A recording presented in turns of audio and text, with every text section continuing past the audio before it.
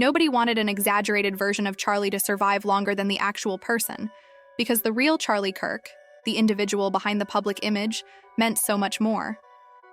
The media often portrayed him as a simplistic caricature, a young, quick-witted debater who rose to prominence by challenging college students. But that was never the complete story. Now, with recent revelations about Lance Twiggs and the unexpected emergence of this legal indictment, it's evident there are deeper layers at play, far deeper. I'll share my genuine perspective. Something more significant is unfolding here. Something that's remained hidden in plain view. And at the center of it all is someone nobody anticipated. Charlie Kirk's wife. The woman many expected to collapse in grief instead became the focal point of the controversy. She wasn't merely the mourning widow. She suddenly became the crucial connection in a narrative that took stunning and unexpected turns. The moment quiet whispers grew into loud rumors, the internet erupted. Comments, theories, and endless debates flooded platforms. Then Candace Owens stepped in. She didn't just contribute, she set everything ablaze. Her statements weren't just opinions. They were accelerants. With every sentence, she intensified the fire, compelling everyone to watch, to doubt, to question. And just like that, the focus shifted. It was no longer about what happened to Charlie Kirk, but about who had been standing beside him all along. Was betrayal right there, smiling next to him, unnoticed until it was too late? But before we step fully into the whirlwind stirred by Candace Owens, we need to revisit that night. The night Charlie Kirk vanished from public view. Because what occurred then wasn't random, and it wasn't chaos. It felt intentional, planned. Every signal, every silence, every clue, all of it leads back to the very people he trusted the most. Let's return to that decisive day. Utah Valley University, September 10th, 2025. Charlie Kirk is in his element, mid-debate, dismantling a student's argument on mass shootings with his characteristically sharp wit. The crowd is electrified. Red hats, American flags, TikTok and X overflowing with clips. Security is minimal. 6 campus officers, a few plainclothes personnel, Charlie's small personal team. No drones, no rooftop sweeps, just an open stage under a clear sky. At 12:23, a .30-06 bullet tears through Charlie's neck from 142 yards away. Fired from the rooftop of the McKay Center, a perfectly exposed and unguarded position. He collapses mid-sentence, blood spreading. Security pulls him off stage as the crowd scatters. Some duck for cover, mistaking the sound for fireworks. Others run, recording the turmoil. Phones drop, screams echo, and X floods with raw footage. Blood, panic, history unfolding live. By 12:47, Charlie is declared dead at Timpanogos Regional Hospital. America is stunned. The suspect, Tyler Robinson, 22, from St. George, Utah, a Utah State dropout, now working as an electrical apprentice. 33 hours later, he turns himself in Provo after his parents, alerted by a cousin, convince him to surrender. The evidence appears conclusive. A Mauser 98 rifle fitted with his grandfather's scope, discovered wrapped in a towel in woods near campus. DNA on the trigger matches Tyler. Spent casings are engraved with gaming memes. He texted a friend. Big meme, big shot. A note to his roommate before the shooting read, "I had the opportunity to take out Charlie Kirk, and I'm taking it." A post-shooting text to his partner said, "I was done with his hatred. Planned it for a week." His Discord messages reveal a young man consumed by anti-Kirk hostility, enraged by Charlie's LGBTQ+ positions. The FBI quickly labeled it a solo attack, fueled by Reddit and TikTok echo chambers. By September 16th, Tyler faced 7 felony charges: aggravated murder, death penalty eligible, firearm offenses, obstruction, and acts of violence near minors, since Charlie's own children were backstage at the event. But wait, this is where the narrative takes a turn. Tyler knew too many specifics. Charlie's precise schedule, the venue's layout, even the private exit route Charlie intended to use. Prosecutors dismissed it. TPUSA's tour details and social media posts were public, they argued. But a private exit route posted in a tweet? Unlikely. Then there's Tyler's demeanor in the footage. No panic, no rush, just cold, methodical execution. He climbs to the roof, fires, drops down, and disappears into the woods like a phantom. Axe uncovered a blurry clip. Tyler, rifle slung, moving like a shadow.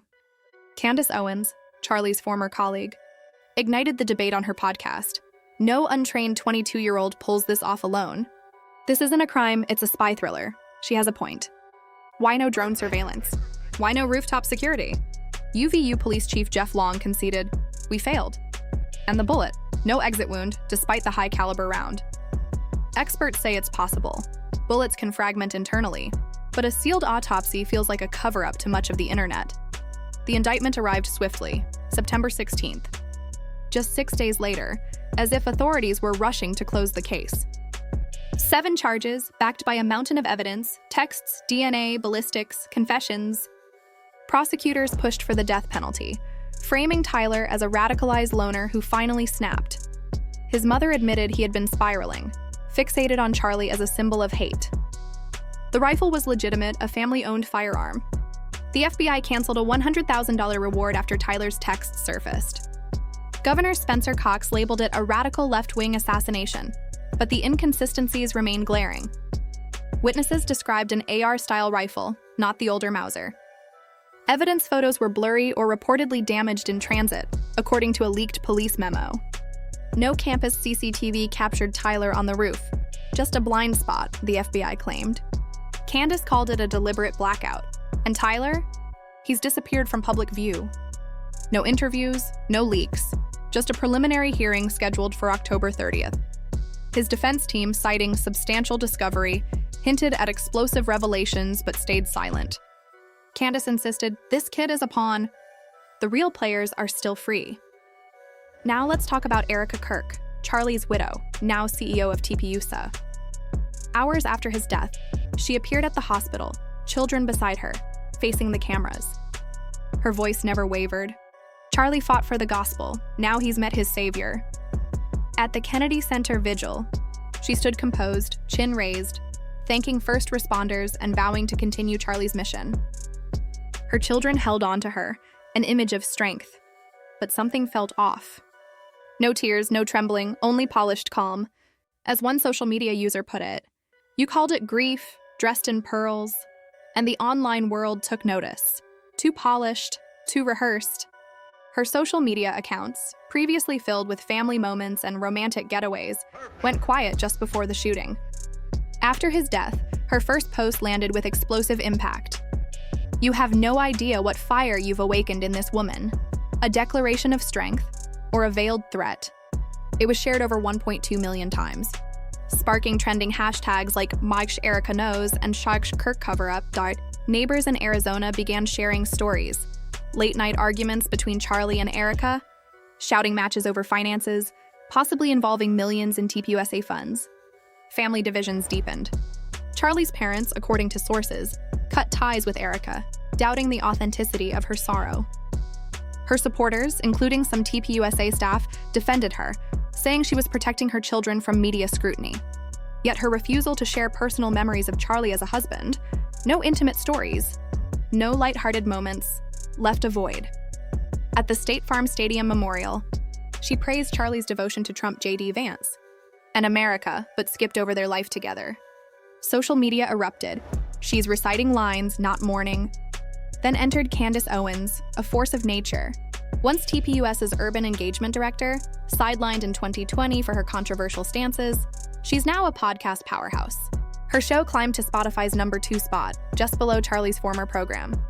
She didn't just mourn, she launched a crusade through tears. Rejecting the media's caricature of Charlie as a smug debater, she insisted Charlie was warm, funny, real, sharing a collage of their shared memories, laughing at rallies, brainstorming into the night. The raw, emotional post amassed 3 million views, giving rise to Judge a Real Charlie Kirk. Supporters cried, critics hesitated.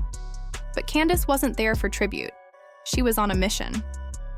On Instagram Live, her voice trembling, she dismantled the official account. This wasn't some lone kid. Someone fed Tyler the root. Someone knew the blind spots. She attacked the FBI's rushed conclusions. The misplaced evidence, the missing CCTV, then the bombshell. Charlie was betrayed by the person lying next to him. She didn't name names, but the internet immediately pointed to Erica. Hashtags like Sachang Sex Load, Erica Betrayal, and Mater Candace Truth trended instantly. A TikTok edit pairing. Candace's words with footage from Erica's vigil speech garnered 5 million plays. Her pain is her power, Candace declared. "I won't let Charlie's true self be buried by a lie." Candace didn't hold back. She named billionaire Bill Ammon, alleging he pressured Charlie during a Hamptons meeting to soften his stance on Israel. Ammon retaliated on social media, posting friendly text exchanges with Charlie. No threats, just casual conversation. Even Netanyahu was pulled into the rumors, denying involvement twice, each denial only strengthening Candace's followers. "Denials mean guilt," they chanted. She tracked Tyler's ex, Lance Twiggs, a trans man who told police Tyler was obsessed with Charlie but offered no ties to a conspiracy. Candace remained skeptical. Why is Twiggs silent? Why is Tyler invisible? Excluded from the September 20th memorial where Tucker Carlson, Megyn Kelly, and Vivek Ramaswamy spoke, Candace watched from home, furious. TPUSA insiders whispered, she and Charlie grew apart years ago. Her views became too extreme. Pastor Rob McCoy defended Erica. Charlie wouldn't want this fight. Laura Loomer called Candace demented, but Candace stood firm. Doubt anyone who tells you to stop questioning. The conservative movement began to fracture. The State Farm Stadium memorial, intended to unify, turned into a spectacle. Carlson's speech hailed Charlie as a divine warrior, ending with a cryptic remark, "Some truths die with the man." The crowd fell silent, half inspired, half uneasy. Social media dubbed it Kirk cosplay, a contest for his legacy. TPUSA's Andrew Covet described it as a leadership vacuum. Factions emerge. On one side, Erica's loyalists advocating stability. On the other, Candace's supporters demanding transparency. The Kirk family divides. Charlie's parents avoid Erica's public appearances. Her in-laws raise questions about financial matters. Candace hints at millions unaccounted for in TPUSA funds, though no concrete evidence has surfaced. Glenn Beck appeals for unity, but smaller content creators echo Candace, seeking visibility. Joe Rogan, typically measured, adds fuel to the fire. How does an untrained kid pull this off in broad daylight? No one noticed him. His question triggers a social media storm. Utah cover-up trends for days. Let's discuss the real Charlie Kirk.